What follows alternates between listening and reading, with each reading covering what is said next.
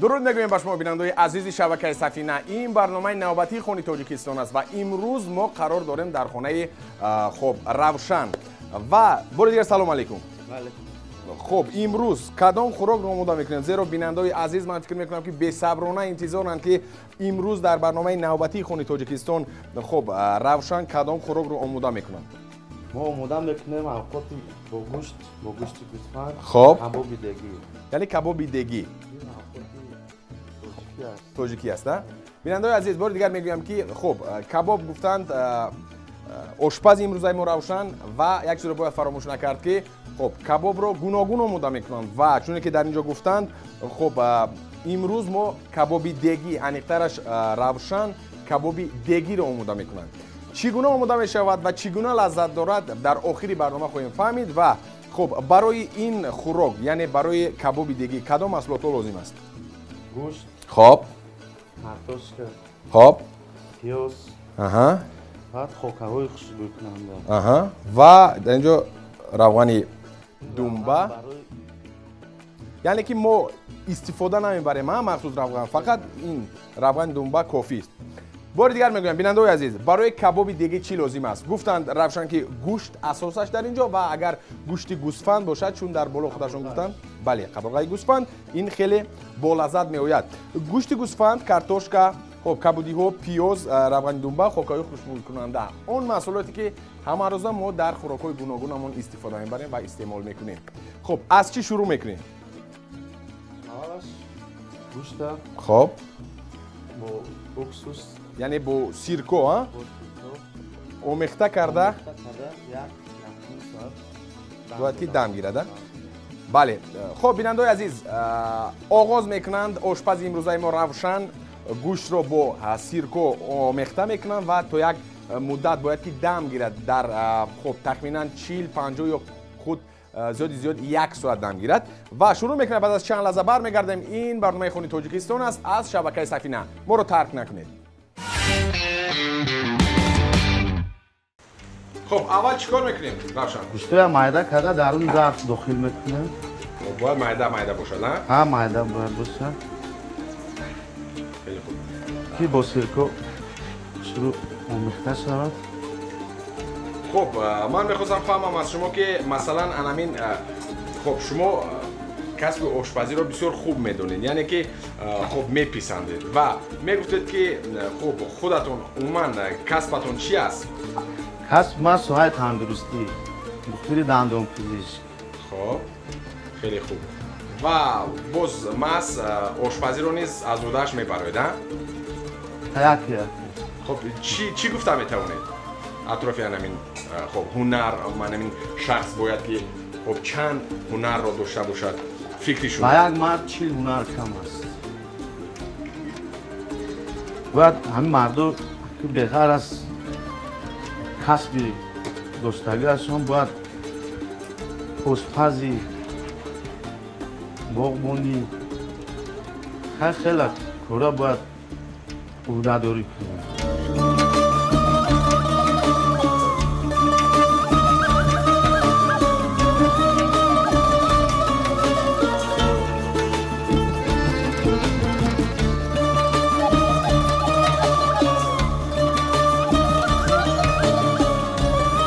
گوسفند یاش باشه با خیلی با لذت میبره.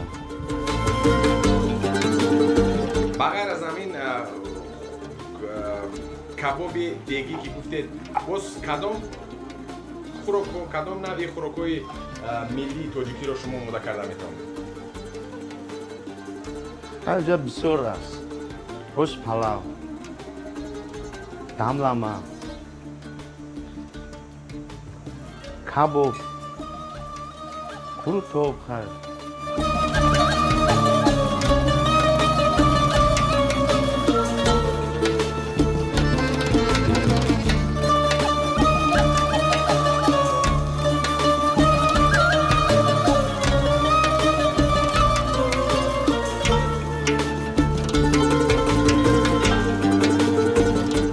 گوشت رو مایده کرده تموم کرده و پیاز میگذاریم.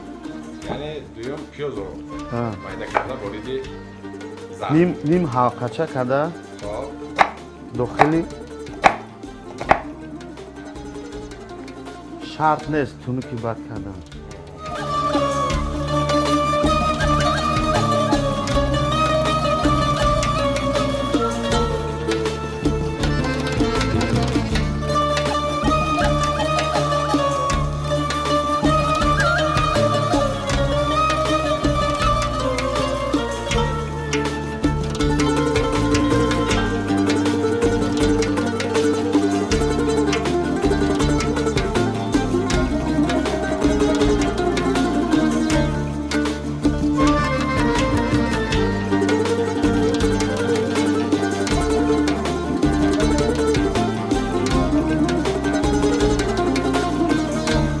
پیاز رو کمتر آمیخته میکنیم با گوشت.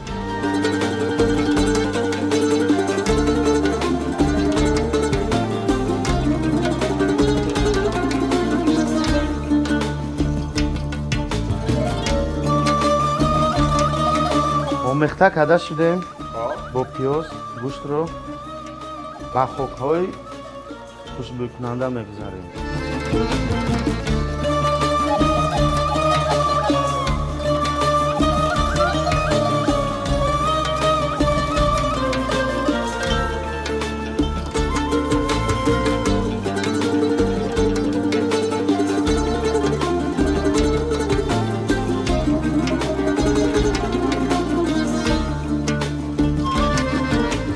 زیره با یک بار دیگه آمیخته میکنیم.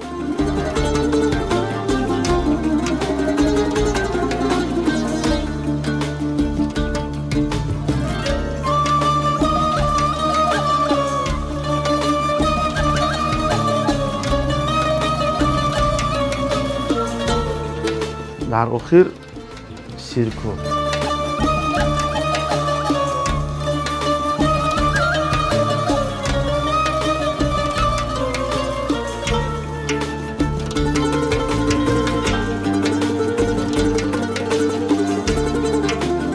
یک بردی آمیخته میکنه.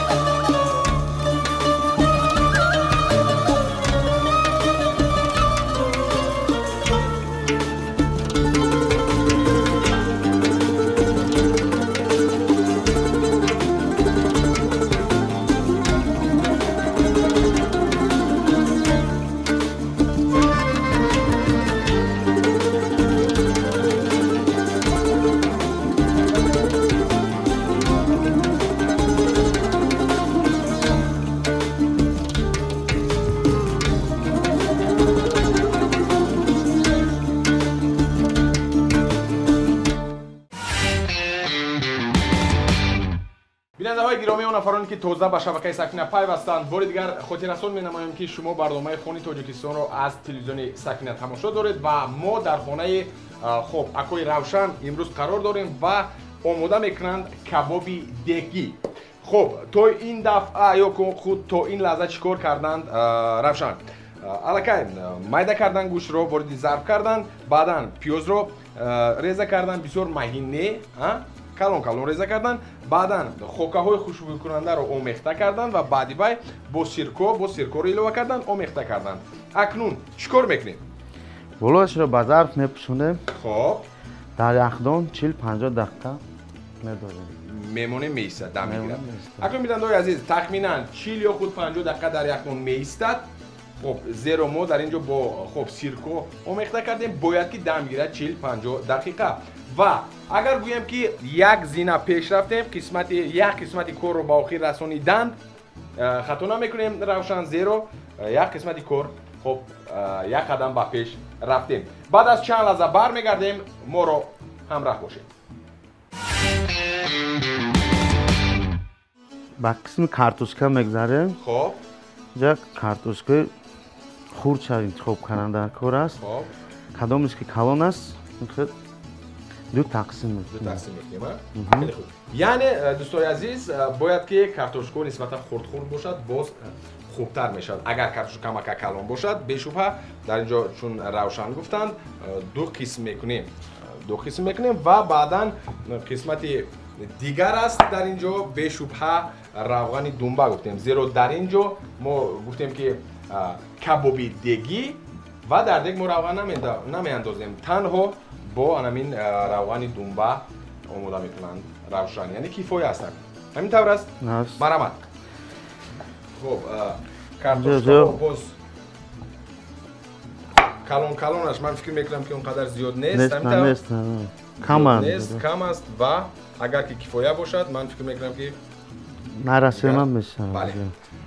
бори дигар мегӯям бинандаҳои азиз ки воқеан ҳам ҳар як нафар, ҳар як тоҷикистонӣ бояд ки аз урдаи хуб омода кардани хӯрокҳои миллӣ барояд ва инам мешавад саҳми худро гузоштан дар рушди хуб ҳунарҳои мардумӣ, хосатан хӯрокҳои миллӣ, зеро хуб соли 2018 аз ҷониби асосгузори сулҳу ваҳдати миллӣ, пешвои миллат, президенти ҷумҳурии Тоҷикистон муҳтарам Эмомалӣ Раҳмон соли рушди сайёҳӣ ва ҳунарҳои мардумӣ эълон гардидааст ва аз ҳамин лиҳоз бояд ки ҳар яки мо саҳми арзандаи худро гузорем ва имрӯз ман боварии комил дорам ки Равшан саҳми худро камакак низ бошад мегузорад, зеро яке аз хӯрокҳои хуб қадимаи тоҷикӣ омода мекунад кабоб, инам бошад кабоби дегӣ.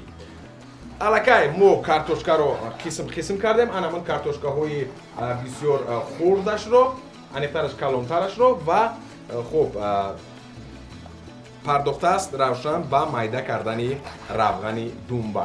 Гуфтем ки нақши асосиро дар ин хӯроки мо мебозад гӯшти гӯсфанд, вале равғани думба низ бисёр муҳим аст дар ин рӯз, зеро бо ҳамин равғани думба хуб меҷӯшад ин кабоби мо.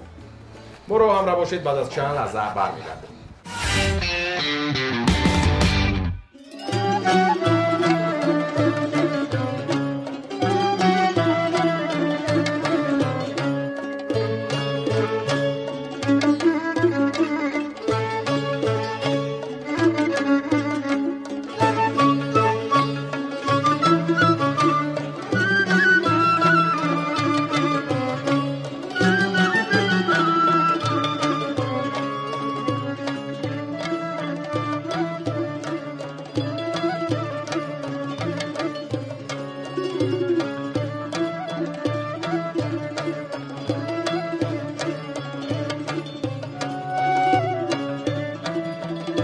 бинандаҳои азиз, шумо низ метавонед ин хӯрокро дар хона омода созед.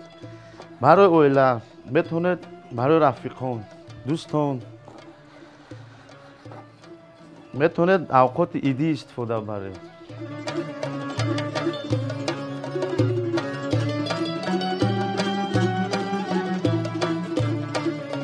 бинандаҳои азиз, акнун қадами дуюм низ гузошта шуд, зеро дар инҷо Равшан аллакай равғани думбаро ба таври зайл реза карданд, майда карданд ва ҳамчунин картошкое ки гуфтем дар инҷо калонтар буд қисм ҷудо карданд ва фақат чӣ мондааст? қисмати сеюм, яъне қадами сеюм инам бошад.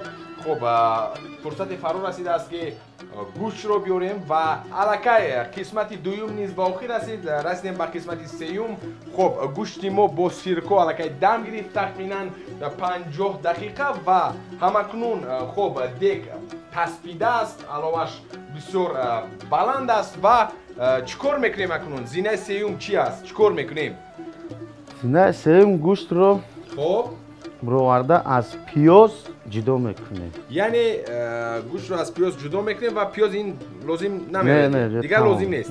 Хеле хуб. бинандаҳои азиз, акнун гӯштро як лав аз пиёз ҷудо мекунем, зеро мо чун шумо дар хотир дошта бошед бо пиёз омехта кардем, сирко, пиёз ва анамин хокаҳои хушбӯйкунандаро илова карда будем. аз ҳамин лиҳоз аз пиёз ҷудо мекунанд Равшан ва хуб ва бозам идома дорад барномаи мо. бо мо бошед.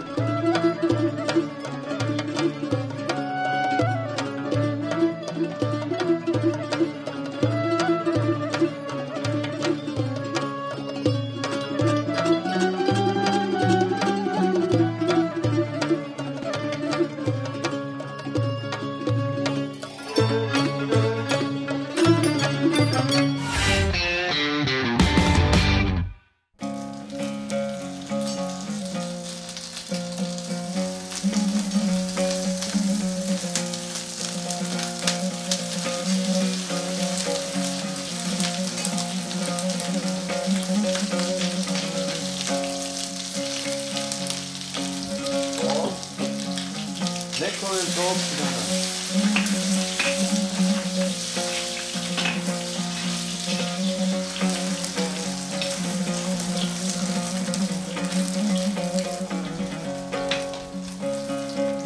تقریبا چند دقیقه باید که گفتم برای نسوختنش برای آب شدنش.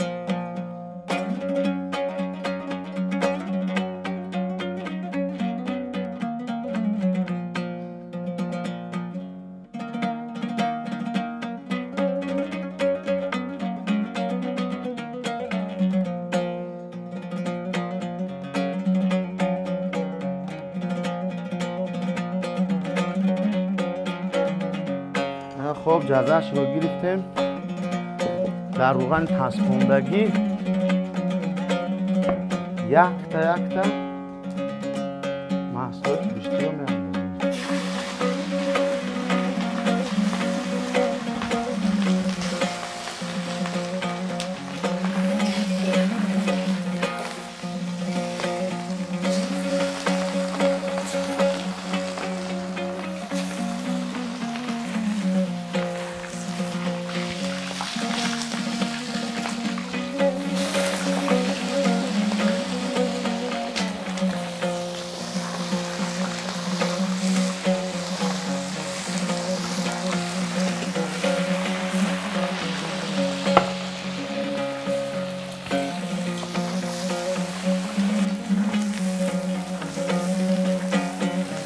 گفتم بیستیم که تگش نچسبن. مهم است به هست برای دیگه چسبیدگی است چسبیدنش میکنه.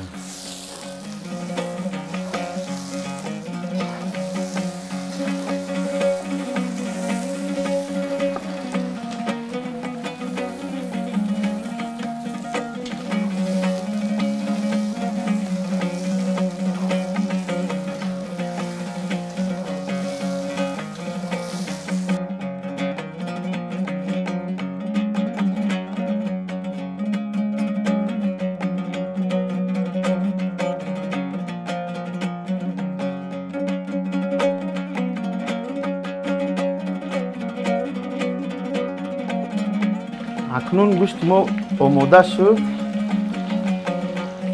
در طبق میگیریم.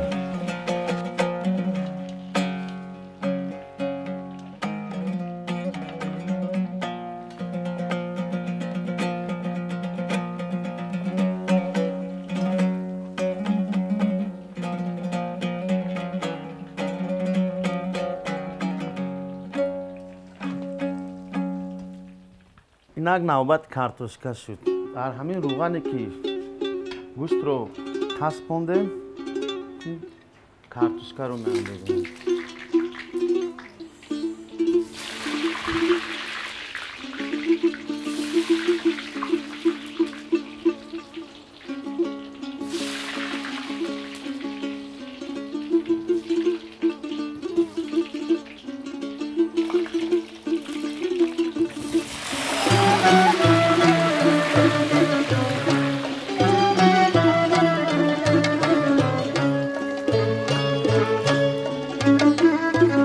احتیاط کردن در کار که شکستن در کار نیست.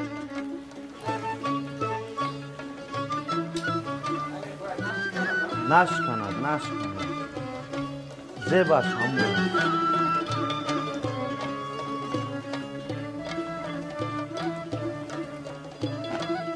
تو پوستش رنگ طلایی گرفتن.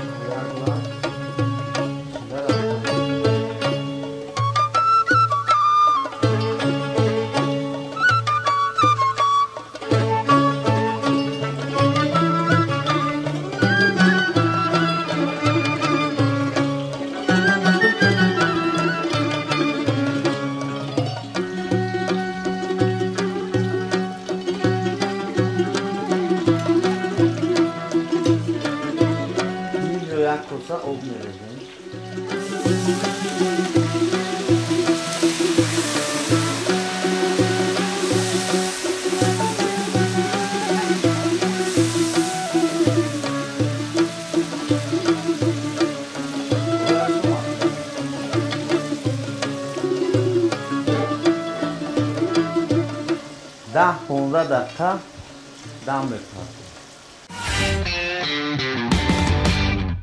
اکنون بیننده‌های عزیز زینه سیوم نیز پسی سر گردید و همکنون اون محصولاتی که لازم بود وارد دگ کردند رفتند و چی مونده است؟ فقط آماده نمودن پیاز برای خب کبابی دگی و خورش. همین طور است چون همیشه که خورشی ما بسیار ساده است از پامیدور، بادرنگ و کبودی ها.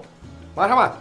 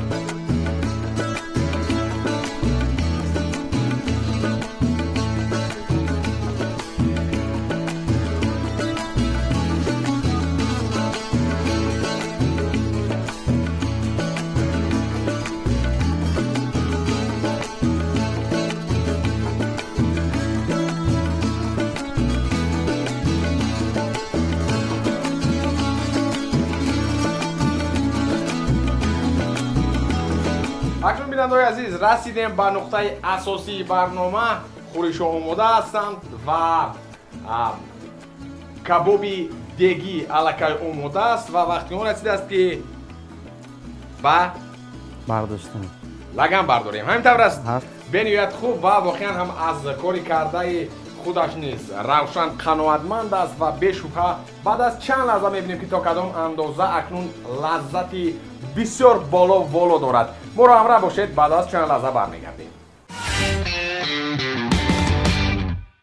بسم الله الرحمن الرحیم. خیلی عالی. من خواهش میکنم از نواربردار خواهش میکنم که از نزدیک گیرد که چگونه دم پخته است. اکنون بینید که چگونه دم گرفته است و من باوری کامل دارم که لذتش نیز عالی خواهد بود. مرحمت. لحظه‌های بسیار حساس و قید باید کرد بیننده‌های عزیز که واقعا هم ما وقتی که کارتوشکا رو گوشت رو گرفتیم کارتوشکا رو انداختیم و بعدا گوشت رو از بالای کارتوشکا انداختیم. زیرا وقتی گوشت رو می انداختیم آمیخته میکردیم بشبهه کمک میسود و این رو نیز خودی روشن گفته گذاشتن.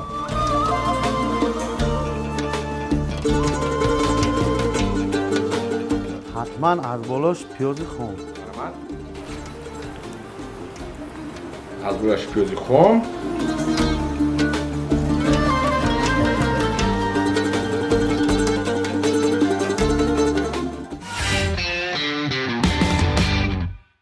اکنون بیننده‌های عزیز آماده شد کبابی دگی ما و بعد از چند لحظه خب در سر دسترخوان با همراهی روشن کبابی دگی رو میچشیم و از مزهش میگوییم که چگونه لذت دارد. بیننده‌های عزیز ما رو ترک نکنید، بعد از چند لحظه برمیگردیم.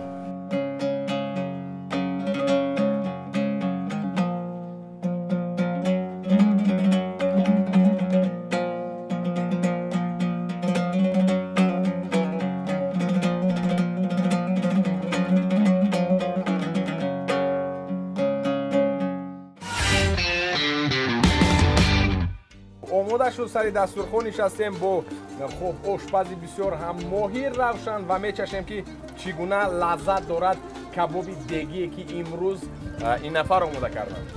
میچشیم. مرحمت. با اشتیا باشید. اشتیاتون. خب اکنون بیننده‌های عزیز لحظه‌های بسیار هم حساس گفتم من هم سخن‌های بسیار خوب اساسی ما و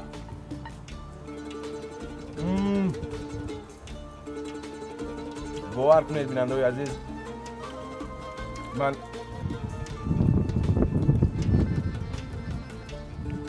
در حقیقت همون با سیرکو و تقریباً یک ساعت دم گرفت یک لذتی مخصوص بخشید و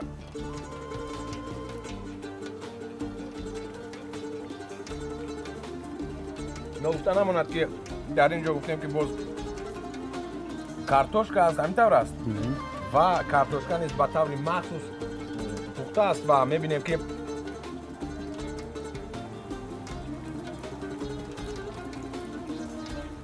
غیر عادی بسیار ملایم و در برابر ملایم بودنش من مزه و لذتی که هست، هم لذت گوشت و هم مزه یعنی پوره بیریون شده الکی چی است احساس میگردم و بسیار عالی، بسیار بلذت و من باوری کامل دارم بیننده‌های عزیز که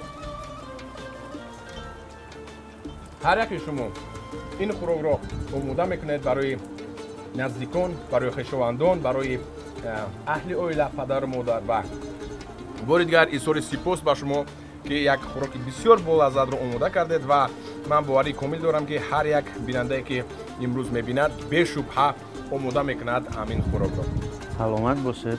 خوش آمدید. سلامت باشید. بیننده عزیز، من باوری دارم که هر یک شما برای رشد هنرهای مردمی خاصتا خوراک‌های ملی سهم خودتون را میگذارید و به شبهه چنین خوراک‌هایی که تاریخ شبکه سفینه در برنامه خانه تاجیکستان پیشکش شما میگردد، این هم باشد هدفش به شبهه معرفی کردن خوب فرهنگ، معرفی کردن همین خوراک‌های ملی تاجیکی است و اینجا باشد برنامه نوبتی خانه تاجیکستان به آخر میرسد. تا دیداری نوبت خود و نزدیکانتون را احتیاط کنید. خیر دوستان عزیز، تا برنامه‌های دیگر تشکر زیاد به شما. سلامت باشید. خوش آمدید.